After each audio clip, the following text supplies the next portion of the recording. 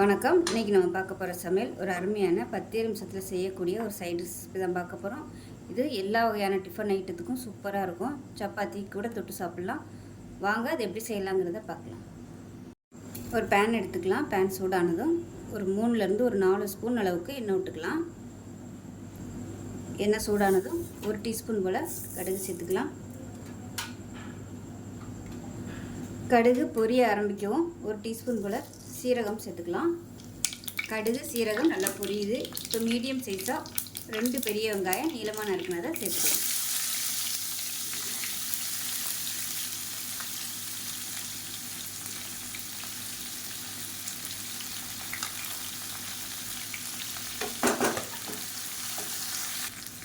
வெங்காயம் வதங்குறதுக்கு உப்பு சேர்த்துக்கலாம்.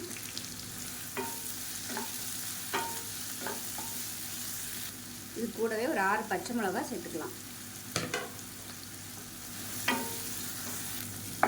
இப்போ வெங்காயம் ஓரளவுக்கு வதங்கிடுச்சு.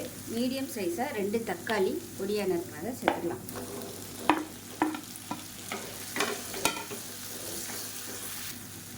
இப்போ தக்காளி நல்லா மசிய ஆரம்பிச்சிருச்சு. 1 டேபிள் ஸ்பூன் குழம்புத்தூள் சேர்த்துக்கலாம். 1/4 டேபிள் ஸ்பூன் மஞ்சள்தூள், மிளகாய் தூள் 1 டேபிள் ஸ்பூன் சேர்த்துக்கலாம். இது வந்து நல்லா கொஞ்சம் காரமாக இருந்தால் தான் நல்லாயிருக்கும். ஒரு 2 நிமிஷம் எண்ணெயில் வதக்கிக்கலாம். இப்போ மசாலா எல்லாமே நல்லா வதங்கிடுச்சு. இப்போ தேவையான அளவுக்கு தண்ணி சேர்த்துக்கலாம். நான் வந்து நல்லா சூடான தண்ணி சேர்த்துருக்கேன். நல்லா ஒரு 1/2 லிட்டர் அளவுக்கு தண்ணி சேர்த்துக்கோங்க. இது நல்லா கொதித்து இந்த வெங்காயம் வந்து நல்லா வதங்கணும், வெந்து வரணும். இப்போ இதில் பார்த்திங்கன்னா 2 டேபிள் ஸ்பூன் கடலை மாவு எடுத்திருக்கேன். இப்போ இதை வந்து தண்ணி ஊற்றி கட்டி இல்லாமல் கரைச்சி வச்சுக்கலாம்.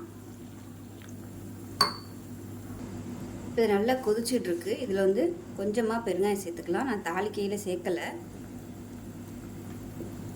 சேர்த்துட்டு கலந்து விட்டுலாம். இப்போ இந்த கடலை மாவு வந்து கரைச்சி வச்சுருக்கேன். இது வந்து நல்லா கலந்து விட்டுட்டு சேர்த்துக்கலாம்.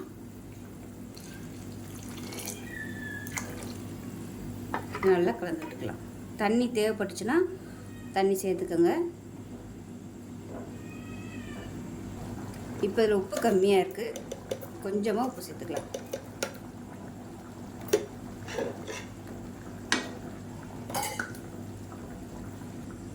இப்போ கடலை மாவு பச்சை வாசனை போக நல்லா கொதிக்க விட்டாச்சு.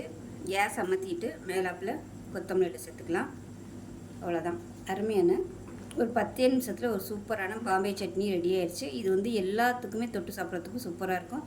சப்பாத்தி, இட்லி, தோசை, ஊத்தப்பம் எல்லாத்துக்குமே அருமையாக இருக்கும். செஞ்சு பாருங்கள். செஞ்சு பார்த்துட்டு எப்படி வந்துச்சுங்கிறத சொல்லுங்கள். வீடியோ பிடிச்சிச்சின்னா லைக் பண்ணுங்கள், கமெண்ட் பண்ணுங்கள், சேனலை சப்ஸ்கிரைப் பண்ணுங்கள், பக்கத்தில் பெல் பட்டனையும் ப்ரெஸ் பண்ணுங்கள். நன்றி.